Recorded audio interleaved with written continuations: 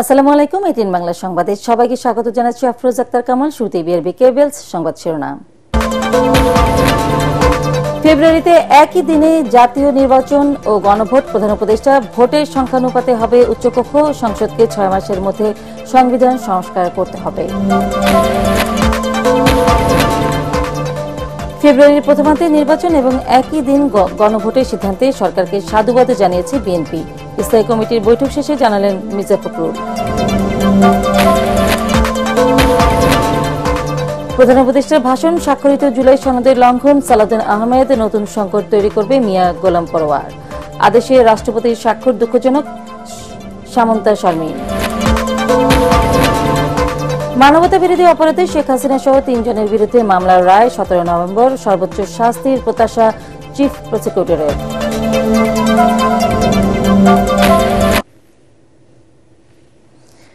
শুনছিলেন BRB cables সংবাদ শিরোনাম। এবার বিস্তারিত। ফেব্রুয়ারির প্রথমার্ধে একই দিনে অনুষ্ঠিত হবে জাতীয় নির্বাচন ও গণভোট। জাতির উদ্দেশ্যে দেওয়া ভাষণে এই ঘোষণা দেন প্রধান উপদেষ্টা ড. মোহাম্মদ ইউনূস। তিনি জানান, জুলাই সনদ বাস্তবায়ন আদেশ অনুমোদন দিয়েছে সরকার। আদেশ অনুসারে গণভোটে হ্যাঁ জয়যুক্ত হলে নির্বাচনের পর প্রথম কার্যদিবসের 180 দিনের মধ্যে সংবিধান সংস্কার করবে আগামী সংসদ। সংবিধান সংস্কারের 30 কার্যদিবসের মধ্যে ভোটের সংখ্যানুপাতে গঠন করতে হবে উচ্চকক্ষ।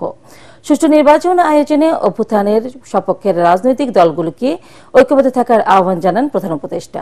বিস্তারিত জানাচ্ছেন একরামুল হক সায়েম।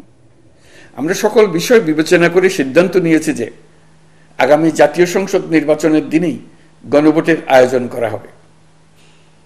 অর্থাৎ জাতীয় নির্বাচনের মতো গণভোটও ফেব্রুয়ারির প্রথমার্ধে একই দিনে অনুষ্ঠিত হবে। সংসদ নির্বাচন ও গণভোট আয়োজন নিয়ে রাজনৈতিক দলগুলোর ভিন্ন মত আর বিতর্ক ছাপিয়ে সরকারের সিদ্ধান্ত জানিয়ে দিলেন প্রধান উপদেষ্টা ড. মোহাম্মদ ইউনূস। এতে সংস্কারের লক্ষ্য কোনোভাবে বাধাগ্রস্ত হবে না। নির্বাচন আরও উৎসবমুখর ও সাশ্রয়ী হবে। গণভোট অনুষ্ঠানের লক্ষ্যে উপযুক্ত সময়ে প্রয়োজনীয় আইন প্রণয়ন করা হবে। প্রধান উপদেষ্টা জানান, গণভোটের ব্যালটে উল্লেখ থাকবে 4টি বিষয়। প্রথমটি নির্বাচনকালীন তত্ত্বাবধায়ক সরকার, নির্বাচন কমিশন ও অন্যান্য সাংবিধানিক প্রতিষ্ঠান গঠন সংক্রান্ত। দ্বিতীয়টি 2 কক্ষ বিশিষ্ট সংসদের উচ্চকক্ষ ভোটের সংখ্যানুপাতে গঠনের বিষয়ে। তৃতীয়টি সংসদে নারীর প্রতিনিধি বাড়ানো, ডেপুটি স্পিকার ও সংসদীয় কমিটির সভাপতি বিরোধী দল থেকে নেয়া এবং প্রধানমন্ত্রীর মেয়াদ সীমিতকরণ ও রাষ্ট্রপতির ক্ষমতা বাড়ানোর প্রসঙ্গে। সবশেষ উল্লেখ থাকবে জুলাই সনদ বাস্তবায়নে রাজনৈতিক দলগুলোর প্রতিশ্রুতির কথা। তবে 4টি বিষয়ের উপর একটি মাত্র প্রশ্নে মতামত দিতে হবে হ্যাঁ বা না ভোট দিয়ে। গণভোটের দিন এই 4টি বিষয়ের উপর একটি মাত্র প্রশ্নে আপনি হ্যাঁ বা না ভোট দিয়ে আপনার মতামত জানাবেন। প্রশ্নটি হবে এরকম: আপনি কি জুলাই জাতীয় সনদ, সংবিধান সংস্কার বাস্তবায়ন আদেশ 2025 এবং জুলাই জাতীয় সনদের লিপিবদ্ধ সংবিধান সংস্কার সম্পর্কিত নিম্নলিখিত প্রস্তাবগুলোর প্রতি আপনার সম্মতি জ্ঞাপন করছেন? প্রধান উপদেষ্টা জানান, গণভোটে হ্যাঁ জয়যুক্ত হলে নির্বাচনের পর সংসদের প্রথম কার্যদিবসের 180 দিনের মধ্যে সংবিধান সংস্কার করতে হবে। ততদিন পর্যন্ত নির্বাচিত প্রতিনিধিরা সংবিধান সংস্কার পরিষদের সদস্য হিসাবে দায়িত্ব পালন করবেন। সংবিধান সংস্কারের 30 কার্যদিবসের মধ্যে ভোটের সংখ্যানুপাতে গঠন করতে হবে উচ্চকক্ষ। এর মেয়াদ হবে নিম্নকক্ষের শেষ কার্যদিবস পর্যন্ত।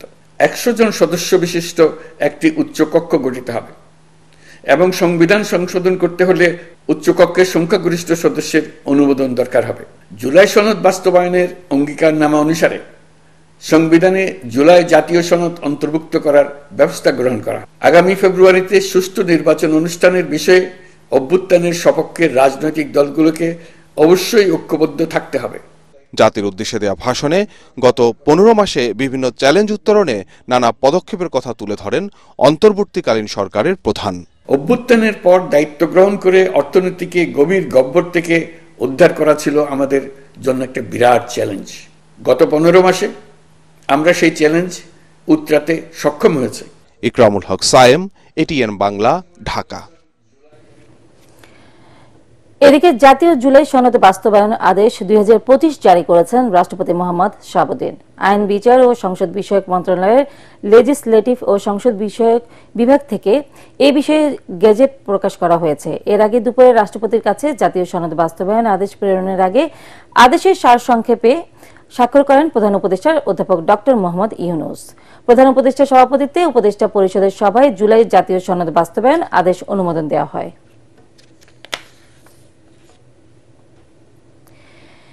একই দিন গণভোট ও সংসদ নির্বাচনের অনুষ্ঠানের ঘোষণায় প্রধান উপদেষ্টা ডক্টর মোহাম্মদ ইউনূসকে ধন্যবাদ জানিয়েছে বিএনপি। বৃহস্পতিবার রাতে গুলশানে চেয়ারপারসনের কার্যালয়ে দলের স্থায়ী কমিটির টানা ৩ ঘণ্টা বৈঠকের পর দলের মহাসচিব মির্জা ফখরুল ইসলাম আলমগীর এক সংবাদ ব্রিফিংয়ে একথা জানান। তিনি বলেন, আজ জাতির উদ্দেশ্যে অন্তর্বর্তীকালীন সরকারের প্রধান আগামী ফেব্রুয়ারি মাসে জাতীয় সংসদ নির্বাচনের ঘোষণা পুনর্ব্যক্ত করা এবং সংসদ নির্বাচনের দিন গণভোট ঘোষণা দেওয়ায় বিএনপির ভারপ্রাপ্ত চেয়ারম্যান তারেক রহমানের সভাপতিত্বে অনুষ্ঠিত বিএনপির স্থায়ী কমিটির সভায় প্রধান উপদেষ্টাকে ধন্যবাদ জানানো হয়। একই সাথে গত 17 অক্টোবর ঐক্যমত্যের ভিত্তিতে স্বাক্ষরিত জুলাই জাতীয় সনদের ওপর জনগণের সম্মতি গ্রহণের জন্য গণভোট অনুষ্ঠানের এবং যথাশীঘ্রই জাতীয় সংসদ নির্বাচন আয়োজনের জন্য সরকার ও নির্বাচন কমিশনের প্রতি আহ্বান জানানো হয়। অন্তর্বর্তীকালীন সরকারের প্রধান উপদেষ্টা আগামী ফেব্রুয়ারি মাসের প্রথমার্ধে জাতীয় সংসদ নির্বাচনের ঘোষণা পুনর্ব্যক্ত করায় এবং সংসদ নির্বাচনের দিন গণভোট অনুষ্ঠানের ঘোষণা দেওয়ায় বিএনপির ভারপ্রাপ্ত চেয়ারম্যান জনাব তারেক রহমানের সভাপতিত্বে অনুষ্ঠিত বাংলাদেশ জাতীয়তাবাদী দল বিএনপির জাতীয় স্থায়ী কমিটির সভায় তাকে ধন্যবাদ জানানো হয়। গত 17 অক্টোবর 2025 তারিখে ঐক্যমতের ভিত্তিতে স্বাক্ষরিত জুলাই জাতীয় সনদের ওপর জনগণের সম্মতি গ্রহণের জন্য গণভোট অনুষ্ঠানের এবং যথাশীঘ্র জাতীয় সংসদ নির্বাচনের আয়োজন করার জন্য সরকার ও নির্বাচন কমিশনের প্রতি আহ্বান জানানো হয়। প্রধান উপদেষ্টার ভাষণে জুলাই সনদ বাস্তবায়নের উপায় নিয়ে অসন্তোষ প্রকাশ করেছে রাজনৈতিক দলগুলো। তাৎক্ষণিক প্রতিক্রিয়ায় বিএনপির স্থায়ী কমিটির সদস্য সালাউদ্দিন আহমেদ অভিযোগ করেছেন, অধ্যাপক মোহাম্মদ ইউনূস ভাষণের মাধ্যমে স্বাক্ষরিত জুলাই সনদ লঙ্ঘন করেছেন। জামায়াতের সেক্রেটারি জেনারেল মিয়া গোলাম পরোয়ার বলেছেন, একই দিন গণভোট ও জাতীয় নির্বাচন সংকট তৈরি করবে। আর জাতীয় নাগরিক পার্টি এনসিপির সিনিয়র যুগ্ম আহ্বায়ক সামন্তা শারমিন বলেছেন, জুলাই সনদ বাস্তবায়নের আদেশে রাষ্ট্রপতির স্বাক্ষর দুঃখজনক। ইন্দ্রদুল্লাহ বাবু রিপোর্ট। আমাদের এই সিদ্ধান্ত জাতির বৃহত্তর স্বার্থে রাজনৈতিক দলগুলো মেনে নেবে। একটি উৎসবমুখর জাতীয় নির্বাচনের দিকে জাতি এগিয়ে যাবে। জাতির উদ্দেশ্যে দেয়া ভাষণে প্রধান উপদেষ্টা অধ্যাপক মোহাম্মদ ইউনূস নির্বাচনের দিনই জুলাই সনদের ব্যাপারে জনমত যাচাইয়ে গণভোট আয়োজনের ঘোষণা দেন। একই সাথে সাংবিধানিক সংস্কার বাস্তবায়নে সংবিধান সংস্কার পরিষদ গঠনেরও ঘোষণা দেন তিনি। রাজধানীতে এক অনুষ্ঠানে জুলাই সনদ বাস্তবায়নে সরকারের সিদ্ধান্ত প্রসঙ্গে এনসিপির সিনিয়র যুগ্ম আহ্বায়ক সামান্তা শারমিন বলেন, সনদ বাস্তবায়নের আদেশে রাষ্ট্রপতির স্বাক্ষর রাজনীতিতে অচল অবস্থার সৃষ্টি করতে পারে। জুলাই সনদের প্রাপ্ত আদেশ এসেছে এবং বলা হয়েছে এটা নাকি রাষ্ট্রপতি চুপ্পু সাইন করবে। এটা যে রাষ্ট্রপতি বলতে হচ্ছে এটাই তো দুঃখজনক। আমরা বলেছিলাম যে এই রাষ্ট্রপতি থাকা যাবে না, তখন সাংবিধানিক সংকট দেখানো হলো। এই সাংবিধানিক সংকট শব্দটা শেখ হাসিনার খুব প্রিয় শব্দ ছিল। জুলাই সনদের যে অবস্থা করা হয়েছে, এই মানে রাষ্ট্রপতি সাইন করার ব্যাপারটা, এইটা কিন্তু বাংলাদেশে একটা দীর্ঘমেয়াদী অচল অবস্থায় এনে দিবে। নগরীর মগবাজারে দলীয় কার্যালয়ে তাৎক্ষণিক সংবাদ সম্মেলনে প্রতিক্রিয়া জানায় জামায়াতে ইসলামী। এ সময় দলটির সেক্রেটারি জেনারেল মিয়া গোলাম পরোয়ার বলেন, জনগণের অভিপ্রায় উপেক্ষা করে একই দিনে গণভোট ও জাতীয় নির্বাচনের সিদ্ধান্ত নিয়েছে সরকার। একই দিনে গণভোট আর জাতীয় নির্বাচনের ঘোষণা দেওয়ায় জনগণের আকাঙ্ক্ষা পূর্ণ হয়নি। যে সংকটমুক্ত স্বচ্ছ নির্বাচনের আশা আমরা করেছিলাম, সে সংকটটাই কিন্তু রয়ে গেল। জাতীয় নির্বাচন সুষ্ঠু সুন্দর হওয়ার প্রশ্নে আমাদের যে ঐক্যমত এবং আমাদের যে প্রচেষ্টা, সেখানে একটা সংকট আমাদের রয়েই গেল। আর গুলশানে নিজ বাসায় তাৎক্ষণিক সংবাদ সম্মেলনে বিএনপির স্থায়ী কমিটির সদস্য সালাউদ্দিন আহমেদ বলেন, আলোচনার বাইরে সংবিধান সংস্কার পরিষদ গঠনের নতুন ধারণা দিয়েছে সরকার। তিনি জুলাই জাতীয় সনদের স্বাক্ষরিত সনদের লঙ্ঘন করেছেন, কারণ সেই সনদের স্বাক্ষরকারী তিনি একজন ঐক্যমত্য কমিশনের সভাপতি হিসেবে। মূল দলিল থেকে তিনি বহু দূরে সরে গিয়েছেন। সনদের সংবিধান বিষয়ক সংস্কার প্রস্তাবনার উপরে গণভোট অনুষ্ঠান, এটুকু ঠিক আছে। সংবিধান সংস্কার পরিষদ গঠনের সিদ্ধান্ত তিনি আজকে এটা নতুন ভাবে এখানে আরোপ করলেন, কারণ সংবিধান সংস্কার পরিষদ গঠনের বিষয়ে কোনো আলোচনা ঐকমত্য কমিশনের এজেন্ডায় ছিল না। জাতীয় ঐকমত্য কমিশন ও সরকার সংকট তৈরি করেছে বলেও অভিযোগ করেন বিএনপির এই সিনিয়র নেতা। এখানে সংক্ষিপ্ত শিরোনাম এবং ইমদাদুল্লাহ বাবু, ATN বাংলা, ঢাকা। গণ অভ্যুত্থানের মধ্য দিয়ে গণতন্ত্রকে প্রাতিষ্ঠানিক রূপ দেওয়ার যে সুযোগ এসেছে, সব রাজনৈতিক দলকে তা বাস্তবায়নে দায়িত্ববান হওয়ার আহ্বান জানিয়েছেন বিএনপি মহাসচিব মির্জা ফখরুল ইসলাম আলমগীর। রাজধানীতে এক অনুষ্ঠানে তিনি বলেন, যত দ্রুত নির্বাচিত সরকার প্রতিষ্ঠা করা যাবে দেশের জন্য তত মঙ্গল হবে। অন্যদিকে আলাদা অনুষ্ঠানে বিএনপি নীতি নির্ধারকরা বলেন, আওয়ামী লীগ সহিংসতা তৈরি করে দেশের গণতন্ত্রকে বাধাগ্রস্ত করতে চায়, তা মানুষ হতে দেবে না। কামরুজ্জামান রাজীবের রিপোর্ট।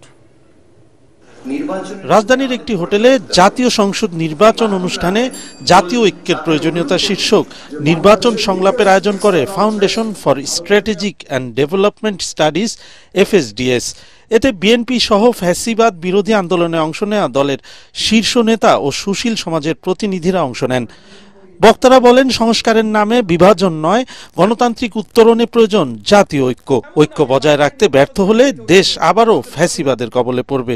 এ সময় বিএনপি মহাসচিব বলেন, গণতন্ত্রকে প্রাতিষ্ঠানিক রূপ দেওয়ার যে সুযোগ এসেছে তার বাস্তবায়নে ব্যর্থ হলে জাতি ক্ষমা করবে না।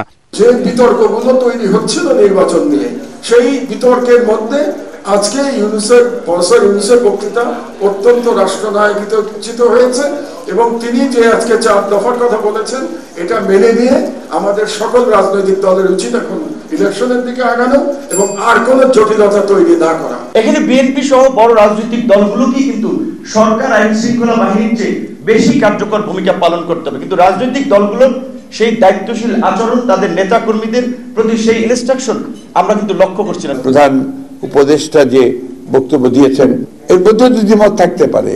আমরা যেটা বুঝি যে অতি দ্রুত যেটা ঘোষণা হয়েছে ইতিমধ্যে, যে 2026 সালের ফেব্রুয়ারি মাসে একটা নির্বাচন দিয়ে আপনার জনগণের একটা পার্লামেন্ট নির্বাচন করা এবং সেই পার্লামেন্টই জনগণের সমস্ত অমীমাংসিত যে আপনার ইস্যুগুলো আছে সেই ইস্যুগুলো নিয়ে আলোচনা করে তারা সেখানে সুনির্দিষ্ট একটা সামনের দিকে এগিয়ে যাওয়ার পথ পাততে দিতে পারবেন। অন্যদিকে দুপুরে চেয়ারপারসনের গুলশান কার্যালয়ে ফ্রান্সের নতুন রাষ্ট্রদূতের সাথে বিএনপির প্রতিনিধি দলের বৈঠকের পর সংবাদ সম্মেলনে স্থায়ী কমিটির সদস্য আমির খসরু মাহমুদ চৌধুরী বলেন, বিশৃঙ্খলা সৃষ্টি করে নির্বাচন ঠেকানো যাবে না। যারা নির্বাচনকে বাধাগ্রস্ত করতে চায়, যারা বাংলাদেশে জনগণের মালিকানা ফিরিয়ে দিতে চায় না, যারা গণতান্ত্রিক অর্ডার চায় না বাংলাদেশে, তো তাদের কর্মকাণ্ডের জন্য কি আমরা নির্বাচন ব্যবস্থা বন্ধ করে দেবো এখন?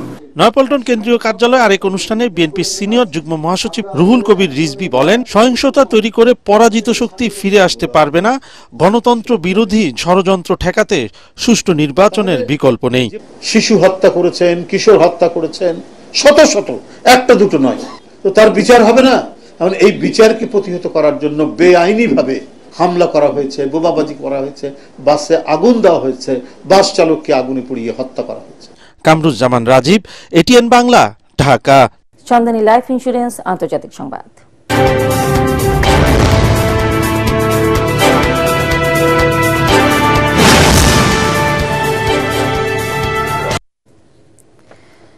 ভারত ও আফগানিস্তানের সাথে যুদ্ধের জন্য ইসলামাবাদ প্রস্তুত বলে জানিয়েছেন পাকিস্তানের প্রতিরক্ষা মন্ত্রী খাজা আসিফ। ভারতের রাজধানী দিল্লি ও পাকিস্তানের ইসলামাবাদের বিস্ফোরণ ঘিরে উত্তেজনার মাঝে দেশটির একটি সংবাদ মাধ্যমকে তিনি একথা জানিয়েছেন। ইসলামাবাদে বিস্ফোরণে 12 জনের প্রাণহানির ঘটনার পর তার এই মন্তব্যে নতুন করে অনেক প্রশ্ন সামনে এসেছে। এদিকে রাজধানী ইসলামাবাদ সহ দুটি স্থানে চলতি সপ্তাহে আত্মঘাতী বোমা হামলার সঙ্গে আফগানিস্তানের নাগরিকরা জড়িত বলে অভিযোগ করেছেন পাকিস্তানের স্বরাষ্ট্রমন্ত্রী মোহসিন নাকভি। দেশটির রাষ্ট্রীয় টেলিভিশনে সরাসরি সম্প্রচারিত পার্লামেন্টে দেয়া ভাষণে তিনি এই অভিযোগ করেন। এবার খেলার খবর।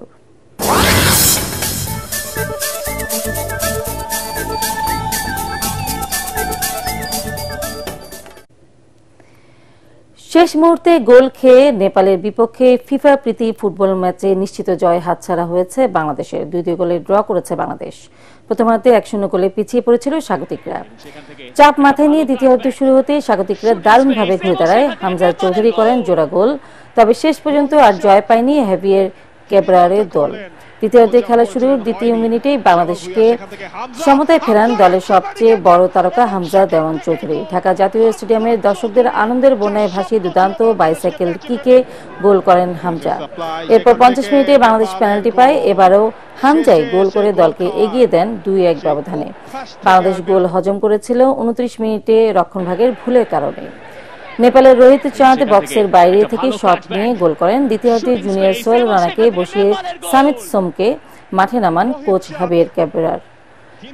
ইনজুরির সময়ে কর্নার থেকে বল পেয়ে ব্যাক হিলে গোলরক্ষক মিতুল মার্মাকে পরাস্ত করেন নেপালের অনন্ত তামহা। শেষ করার আগে বিআরবি কেবলস সংবাদ শিরোনাম আরো একবার। ফেব্রুয়ারিতে একই দিনে জাতীয় নির্বাচন ও গণভোট। প্রধান উপদেষ্টা ভোটের সংখ্যানুপাতে হবে উচ্চকক্ষ। সংসদকে 6 মাসের মধ্যে সংবিধান সংস্কার করতে হবে। ফেব্রুয়ারির প্রথমার্ধে নির্বাচন এবং একই দিন গণভোটের সিদ্ধান্তে সরকারকে সাধুবাদ জানিয়েছে বিএনপি। স্থায়ী কমিটির বৈঠক শেষে জানালেন মির্জা ফখরুল।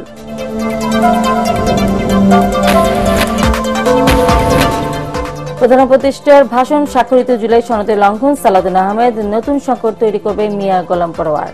আদেশে রাষ্ট্রপতির স্বাক্ষর দুঃখজনক। সামন্তা শারমিন। মানবতা বিরোধী অপরাধে শেখ হাসিনা সহ 3 জনের বিরুদ্ধে মামলার রায় 17 নভেম্বর। সর্বোচ্চ শাস্তির প্রত্যাশা চিফ প্রসিকিউটরের।